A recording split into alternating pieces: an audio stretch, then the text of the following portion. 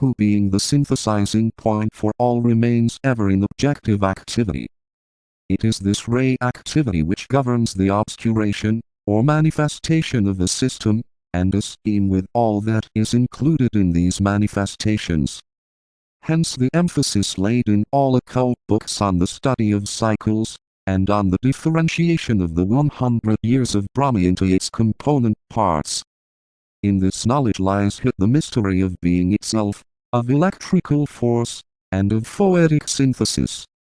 I will make no more comments on the future effects of the ray which is passing into temporary obscuration, as far as we are concerned. We shall later take up at greater length than has been possible with the other rays, the subject of the seventh type of force now coming into power, and which is therefore a vital factor in the immediate evolution of man. The fifth principle of Manas is at this time beginning to demonstrate mainly through the seventh type of force, or the fifth when considering only the Brahmi aspect of manifestation. It will be immediately apparent, therefore, that this incoming ray is peculiarly situated at this time, and that its influence will be manifested under very favorable conditions. It is pouring its force out upon the seventh plane, the physical, during the fifth root race, and the fifth subrace, and consequently the opportunity is great. In all that has been said and the rays, it will be apparent that from the present standpoint two are paramountly concerned with the evolution of man. The fourth ray of harmony, which is the dominant ray of the greater cycle which includes the fourth round, and globe, and the seventh ray of ceremonial magic, which is one of the foremost influences concerned in all objective manifestations. These two rays, or the force of these two planetary logoi, are largely instrumental in bringing about coherency in our chain, the fourth of the fourth scheme, and on our physical globe, the Earth. The fourth and the seventh interact, one acting temporarily as a negative force and the other as a positive. The fifth Kumara, the lord of the seventh ray, for it is necessary to keep in mind his dual position as one of the points of the five-pointed star of Brahma, and as one of the triangles in the sevenfold logoid body, has a unique position as the ruler of the building devas, of the physical plane, the devas of the ethers. In cooperation with their deva lord, he guides and directs the production of the form by means of certain occult words.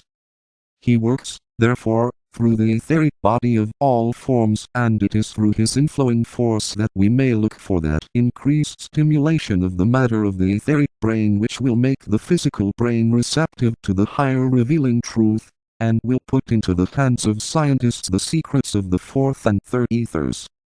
The development of the matter of the brain parallels the stage of development of its atomic correspondence, and in the vitalization of the fifth spirilla, and the consequent reflex action of the seventh, we may look to see the mind of man assume proportions, and attain achievement, as yet unthought and undreamed.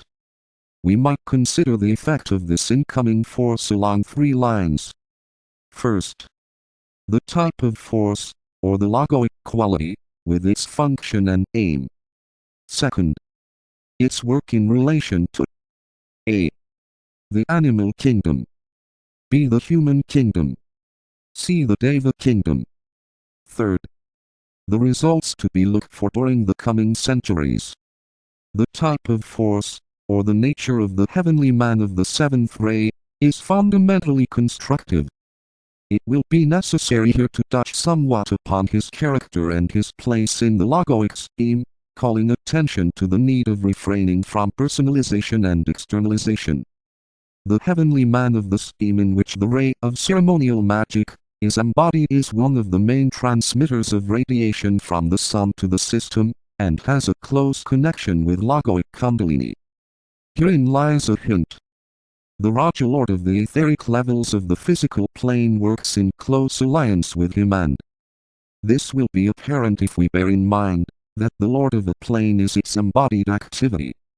He is the energizing force that expresses itself as a unified identity in the matter of the plane, and we might therefore get some idea of the coherency of their mutual work if we bear in mind that the Raja Lord of a plane is the sum total of the substance of that plane. The planetary logos, who is most closely connected with any particular plane, is its quality and coloring. By the united action and work of these two entities all is accomplished, the Lord of the Builders constructing the forms which the Lord of Life utilizes to develop consciousness within. The force or vibration of any ray might be summed up as a. The intelligent purpose of an entity, a planetary logos. B. His life energy working in, through, and upon his body of manifestation. C. His magnetic radiation as it affects, though in lesser degree, his brothers in manifestation. D. His peculiar coloring or quality, his main psychological aspect, demonstrating through his own activities within his own scheme. E. The effect of the same as it influences his brothers within the body corporate of the solar logos. F. His life force as it radiates beyond his own periphery as active energy, and stimulating activity being literally one of the aspects of Foad. The activity aspect of a heavenly man is as much an aspect of Foad, as Brahma is the sum total of Foad. The heavenly men are, by virtue of physical manifestation, Foad and his brothers. When this is borne in mind, it will be seen that each of the planetary logoi, equally with the solar logos, and with their reflections, human beings, demonstrate through the aspects. In their totality, all these are the expression of the incarnating logos. In the one case, his Foadic energy builds the kingdoms of nature, giving them body. In the other, he gives them their psychical value, and finally through them all he demonstrates as existence or being. Similar tables can be worked out for a heavenly man and a human being, laying the emphasis always upon the development of the middle or psychic aspect. Tabulation II the aspects and evolution aspect manifestation objectively subjectively evolutionary aspect activity the 7 brothers 7 etheric centers 7 types of force involution, and evolution of the kingdoms of nature. Sum total fire by friction. The Brahma or matter aspect. The mother. Love wisdom 7 heavenly men 7 schemes 7 rays 7 types of dragon of wisdom. Deva and human. Monads. Sum total solar fire. Vishnu aspect. Subjectivity or the psyche. The sun in manifestation. Will 7 cosmic entities 7 heavenly men 7 qualities 7 hierarchies. Sum total electric fire, the one life. Mahadeva. Spirit. With these thoughts in mind, it should be possible to see more clearly what the coming in of a ray, such as the present one, or its passing out, may involve. In the particular case under discussion, we have the coming in of a ray that is intimately connected with the plane of manifestation, the physical plane, which is, within the greater cycle, responsible for man's very existence, and the source of his future hope. The 7th ray, 5th, ever manifests in a period of transition from one kingdom to another, and this holds the mystery of the particular form of service of its planetary logos. He governs the processes of transmutation, incarnation, transference. In these 3 words his life work is summed up. In these 3 words is embodied the nature of this great entity, who presides over the processes of blending, and merging and adaptation. Who, through his knowledge of cosmic sound, guides the life forces of certain solar and lunar entities from form to form, and is the link between the soul awaiting incarnation, and its body of manifestation. This is equally true whether we are considering the incarnation of a man, of a group, of an idea, or of all entities of lesser grade to the solar being, who manifests through a globe, or the regent of the globe under the planetary logos. All entities of higher rank than this great evolutionary being come into incarnation through the linking work of an extra-systemic being. In all periods of the transference of the life from system to system, scheme to scheme, chain to chain, this cosmic deity pours forth his power and influence. In all periods of lesser transition of the life from globe to globe, plane to plane, kingdom of nature to another kingdom, the Lord of the seventh ray plays a similar part.